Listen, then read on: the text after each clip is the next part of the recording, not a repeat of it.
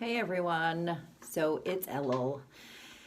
The Talmud says that 30 days before a holiday we should start getting ready for the holiday. So here we are, Elul. Elul is the month before Rosh Hashanah, Yom Kippur, Sukkot, all the high holidays, the days of awe, the days of solemnity.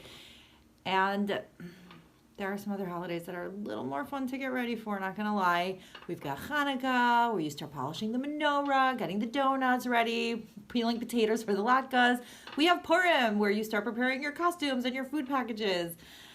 And then we have Rosh Hashanah and Yom Kippur, where we have to sort of do some digging and some introspecting, and it just doesn't seem that fun.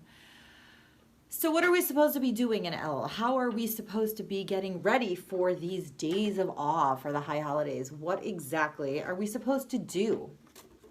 So I have prepared for you 4 points to ponder for Elul. 4 things that we should be focusing on, thinking about, 4 ways to get ready for this very important and special time. Number 1 is what I call moving your choice point. So there was a very, very brilliant and contemporary rabbi and thinker. His name was Rabbi Eliyahu Eliezer Dessler. He was born about 150 years ago.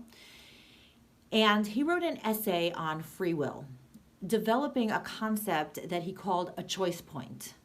Now, a choice point, or what I like to call your window of choice, is your specific area of free will. Now, what this means is that while every human being has free will, every person's free will struggle will be in a different place because of many things, some of which is, how you were born, where you were born into. The choices that you've made will have an impact on your choice point, the people you surround yourself with, the era that you're born into, the different things that you happen to deal with and struggle with throughout your life. And so let's use the example of keeping kosher, okay? I was born into a kosher home. It wasn't something that I ever struggled with. I keep kosher. Choosing kosher food for me is not a struggle. It's not a meaningful choice. It's too easy. Of course I'm going to keep kosher. I don't struggle with it at all. Now, let's say you have another person who either wasn't born into keeping kosher or who's trying to keep kosher, but their whole family doesn't keep kosher. So that person is also struggling with kosher. It is struggling with kosher, and that is a meaningful struggle. That is a meaningful choice. Let's say a person was born totally not keeping kosher. They may never dream of keeping kosher. It may not be a meaningful choice because it's too hard. It doesn't even enter their window of choice. So there's too easy, not in your window of choice. You do it, but you're not really choosing meaningfully. Then there's too hard, the stuff that it's not even in your radar to do. And then there's the middle place where you struggle, the things that are in your window of choice. And Rabbi Dessler explains that this is what's called being in your choice point. And that when we think about growth, what is in your choice point is the place in which you grow. That growth only happens at the battlefront. If you think about a battlefront and 2 armies fighting over territory, right? Fighting happens, struggle happens at the battlefront. Now let's say Army A annexes the land and takes over Army B. So then Army A is encroaching onto Army B and takes over more land. Now Army A is even stronger because they have more territory, so it becomes easier for them to continually annex more land, whereas Army B is now weakened and it becomes more difficult for Army B to overcome Army A. So too, Rabbi Dessler says, every time that a person makes a good choice, right? Every time that a person who struggles with keeping kosher, let's say they're in a non-kosher restaurant, but they decide to order vegetarian, they have effectively moved their window of choice ever so slightly, making it easier to choose well the next time. They have annexed new spiritual territory, or in other words, they have grown. The converse is also true. Let's say that I am tempted to order non-kosher meat off the menu, right? And let's say I haven't done that in a very long time, and I'm really tempted and I choose it and I eat it. That means next time around, it's going to be easier for me to choose badly, and therefore I have lost some ground. I have moved my choice point in the opposite direction. Now, I bring this up because sometimes this time of year, when we're starting to do introspection, we can feel bad about ourselves, and we can say, and I don't mean regret. Regret is when you say to yourself, I wish I wouldn't have done that. That is a good emotion. That is a positive emotion. That is an emotion that leads to growth. What I'm talking about is where a person like looks around at what other people are doing and says, oh my gosh, I am such a bad Jew. I'm not doing this and I'm not doing that. If that's inspirational to you and that helps you grow, great, then it's positive. But for a lot of people, myself included, it just makes you feel depressed and dejected. Depression and dejection don't get you anywhere. So what's important is to recognize that you can look around at others for inspiration, but don't ever mistake your choice point for their choice point, because those are two very different things. So actually, who is God going to judge you by on the days of awe? And therefore, how should you judge yourself to get ready? Only by measuring against your previous self. In other words, have I grown? Has my choice point moved over this year? And of course, that's going to be yes for some areas, no for other areas. But that is the question that we should be asking. Am I struggling with the exact same things that I struggled with a year ago, or have I evolved at all? Is my window of choice exactly where it used to be, or did it change? I can pretty much guarantee you that it has changed. The only question is, in which direction has it changed? So that's the first point to ponder is, where is your window of choice? Where was it? Where is it? And where do you want it to be?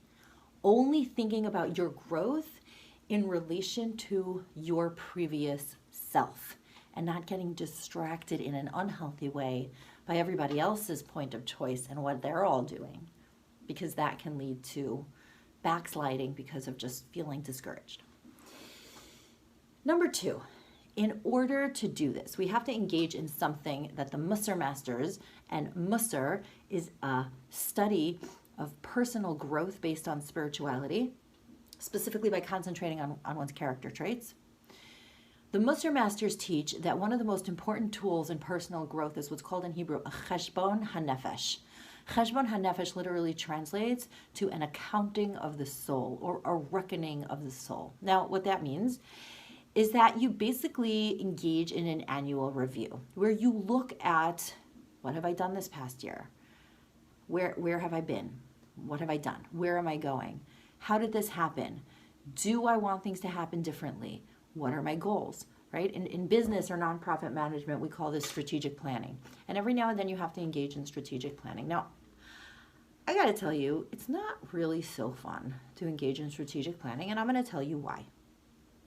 Because it inevitably, at least for me, speak for myself, it inevitably brings up all the ways that you've messed up or all the ways you have not met your goals, and it can be really annoying. It's way more fun not to look at those things, right? I do joke with my adult kids that, going online to check your bank account balance is the adult version of going online to check your grades. It's like, you kind of have to go and look, but you really don't want to go and look because you're not really sure you want to know how you're doing. Sometimes ignorance is bliss. So I've actually been reading a book about budgeting, and this guy Dave Ramsey, he wrote the book, and he has this Instagram account, and he posts these like funny cartoons about how husbands and wives, honey, it's time to do the budgeting, and he's like, sure, as soon as I'm done watering the grass, and he's outside watering the grass, and like the entire grass is flooded, but he refuses to go inside to do the budgeting. It's just not fun to take a look at all of your accounts and really make an accounting. First of all, it's embarrassing, right? Maybe you're going over your accounts and you're like, oh, did I really spend that much money on that? Whoops, that's embarrassing. So by nature, because human beings are designed to avoid pain and conflict, we would rather not engage in those things, and we would rather not do those things. But if we don't engage in those things, and if we don't do those things, it's not possible for us to live our best lives. So what we want to do is try to make it as positive as possible. So, for me, that might involve like a pretty notebook or journal, and it might, involve going out into nature, carving out some time for myself, and perhaps, there are some personal growth tools available online to print out, a spreadsheet or what have you, where you can actually, go through different categories and take a look at different areas and sort of give yourself a little report card. And not just the bad, the good, and say, oh, I did this year, I did that, and I'm really proud of myself and I want to do more of that. And here's a habit that I started, and here's a mitzvah that I started, and, I'm really proud of myself. One might find it overwhelming, and this is true of, again, checking your bank account balance or doing budgeting. If you haven't been tracking all along, it can become really overwhelming to go back and try to, retro put together all these facts and figures. And so moving forward into the new year, it would be important to do a cheshbon hanefesh, a reckoning of the soul, periodically, ideally daily, but even weekly, is to go back and review, or, throughout the year, perhaps keep a list of times that you were really proud of yourself or times that you were really disappointed in yourself, in order to keep track, so that at the end of the year, next year, you don't have to go back and try to recreate all these memories, but rather to actually have a log to look at and say, oh yeah, that was good. I'm really proud. Look how I overcame that temptation. Or look how I was able to stay silent in the face of somebody being super irritating. Or look how I have plugged more into Shabbos this year. Or look how I have been giving more tzedakah this year. I'm so proud of myself. Conversely, last year I set myself a goal to call my mom more often, and I totally have not done that. What am I going to do differently this year? So this reckoning, this cheshbon hanefesh, is a very important and instructive tool to prepare ourselves for the next year. And yes, there's going to be this built-in resistance to do it, for the same reason that checking your grades is not fun and checking your budget is not fun, but it's something that we need to do. And for the following year, upcoming year, we want to try to track things so that we don't have to, dig up all this old junk from scratch and start from the beginning. Also, I mentioned before the concept of regret, and I want to contrast that now with the concept of shame. Regret means I did something wrong and that's not me. I don't want to do that again. And given the chance to have a do-over, I would totally choose differently. That's regret. Regret is good. Guilt, okay, which is another one of these words, is where you get stuck in it. Oh gosh, I did something wrong. I wish I never would have done it. Oh gosh, I did something wrong. I never would have done it. But it's lacking that action piece that redeems it. So that's why people get stuck in guilt. And then there's shame. Researcher Brene Brown says, shame is I did something bad, therefore I am bad. I am defined by my bad choices. Judaism is clear on this. We have the power of repentance. We have the power of teshuvah. So that bad thing, that's not me. I can distance myself from that thing and not be defined by that thing. So I wanted to make that clear. So therefore, the negative feelings that come up for us, perhaps when we're doing this reckoning of the soul, it's important to notice those negative feelings and say, yeah, but that doesn't define me. That's not who I am. I'm bigger than that. I'm better than that. And this year I'm going to show you, God and me, that I'm bigger and better than that. Okay, number 3, speaking of lists, I'm the kind of person who loves lists. So let me tell you about a list that I made. So last year it was Rosh Hashanah, and I was standing in shul and praying, and I was completely overwhelmed by the thought that the previous year Rosh Hashanah, okay, so Rosh Hashanah of 2019, in September of 2019, it was decreed, and this is hard to stomach, that something called COVID-19 was going to come into the world and create utter havoc for humanity. I was so overwhelmed by that feeling that I thought to myself, I wonder what is being decreed right now on this year Rosh Hashanah, everything that's going to happen in this upcoming year. And I decided to keep a list throughout the Hebrew year 5781, which was 2019 to 2020. And so that the following year Rosh Hashanah, which is in a month, I could look back and say, wow, all these things were predetermined on Rosh Hashanah, the good, bad, and the ugly. Because sometimes we look back and we forget what happens, or we forget when it happened. Like, wait, was that this year or last year? Our minds play tricks with us. Excuse me. I don't have COVID. So I kept a log the whole year, kept a little note in my phone. And anything that I considered significant that happened this year, I put it into my phone.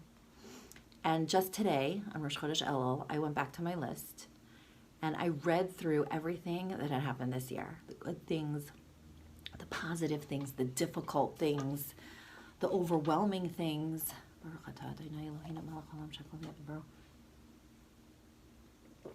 And I couldn't help but just think to myself, wow, all of these things were predetermined a year ago, Rosh Hashanah. And I got to tell you, it really made a very powerful impact on me because, first of all, it helps you understand the gravity of Rosh Hashanah, what is actually being determined on this day.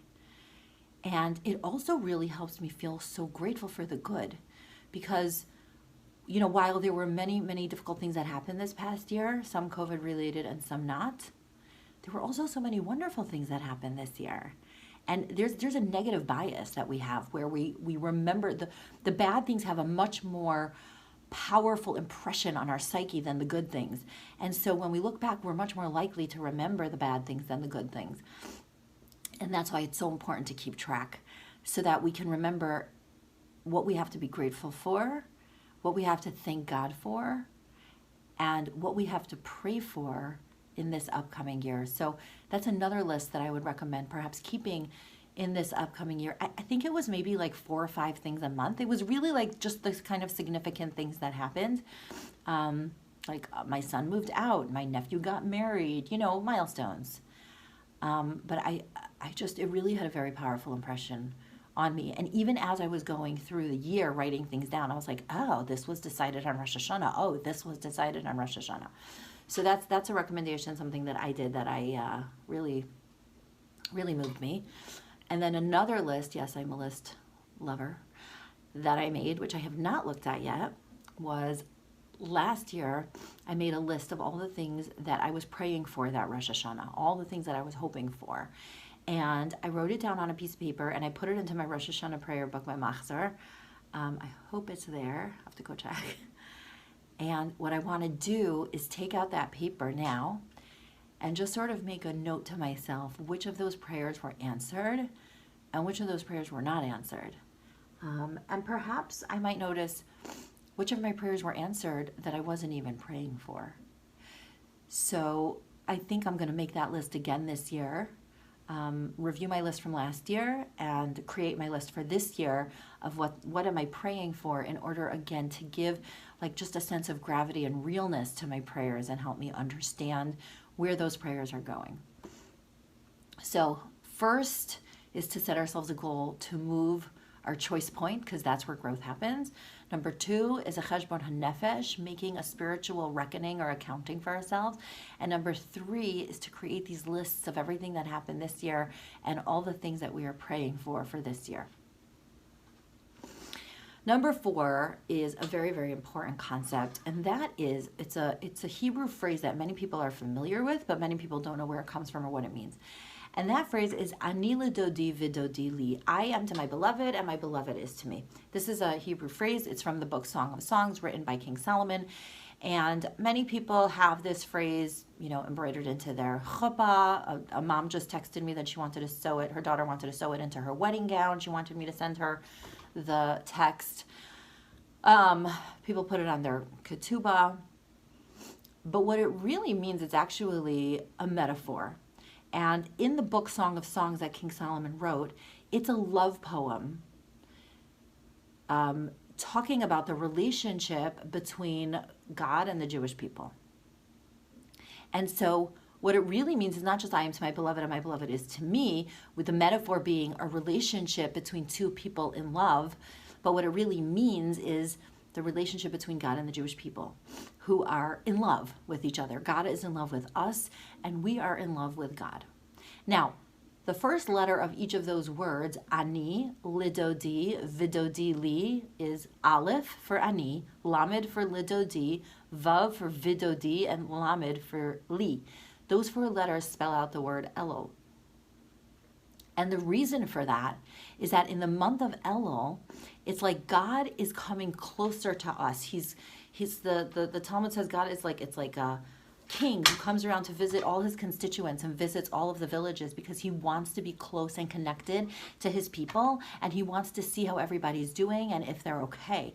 And so this is a time of special closeness between God and the Jewish people, and that's why Elul spells out Ani Ledodi V'Dodi, because it's a time that we are feeling a special sense of belovedness with God. Now, the word Dodi means my beloved, but a yedid, which comes from the same word, is also a friend. And so it's not just about two people in love. There's also the metaphor of God being our friend. Now that's very interesting because that's not something that we typically think of. We don't either typically think of God as a being that we're in love with. Normally, the way we think of God is with a strong sense of intimidation. God is our king, God is our master, God is like a heavenly parent, and there's a strong sense of inferiority. God is this all-powerful, all-masterful being, and that's true. Also true is that there is an element and an aspect, a dimension of our relationship with God, which is about God being our peer, which is mind-boggling that we could even say this. Not just our peer, but our friend. And so I think sometimes we approach the days of awe, the high holidays, with such a sense of trepidation and fear. And while there's a place to be intimidated because these days are very big, it's also important to have this element of friendship and closeness and how much God loves us. And the same way that, when you have a best friend, right? You can talk to your friend about anything and you can unload on them, and you're not afraid that they're going to stop being your friend, and you're not ashamed or inhibited, or even if you are, you get over it because you know that that love is unconditional. And furthermore, when you talk to a friend, sometimes you have stuff that you have to figure out and you're not really sure how you feel about it, but then you talk to a friend and it's almost like through talking to your friend, even if your friend doesn't give you any advice, and a good friend won't unless asked, but in the process of talking to your friend, things start to become clear for you just by your friend being a sounding board and just by thinking about it through their eyes or through their vision. And so this concept of this friendship, so to speak, between ourselves and God is a very important aspect of Elul. And I would challenge you that in your prayers, of course, there's the aspect of God as our King, and of course, there's the aspect of God as our Father, but try to also incorporate the concept that God is our friend and our loved one, and that even if God sometimes has to veer us to the right path, right, which a good friend will do. A good friend is not afraid to tell you when you've gone wrong, but God will never stop loving you. And God will never cut you off because the relationship is so powerful and so strong. And so there's this incredible idea of this friendship between us and God. So quick review so far. We want to try to move our choice point. That's how you grow. We want to try to engage in cheshbon hanefesh, a spiritual reckoning, even though it may be uncomfortable. We want to try to make our lists of all the things that are going to happen this year as it goes, and all the things that we are praying for right now. And finally, trying to incorporate this concept that God is our friend. Now, to conclude, I just want to say the following. Elul is really a time to sort of, we've used many metaphors today, but sort of to clean out our spiritual closets. Now, the Talmud says that you should repent one day before you die. Well, there's a problem with that. Some people don't know, most people don't know when they're going to die. So how can you repent one day before you die? So the Talmud says, well, therefore, you should repent every day because you never know which day might be your last. Now, I happen to be the kind of person that likes cleaning out closets. To me, that is a fun way to spend a Sunday afternoon.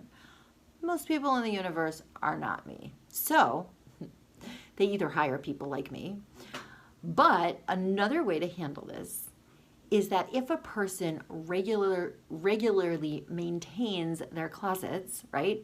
Let's say every time I get a new pair of shoes, I take out an old pair of shoes that I'm not wearing anymore and I throw them out. Every time I get a new sweater, I have to take out an old sweater and either donate it or toss it, depending on what shape it's in, right? Or maybe once a week, I go through my stuff and I throw out things that are ripped or stained.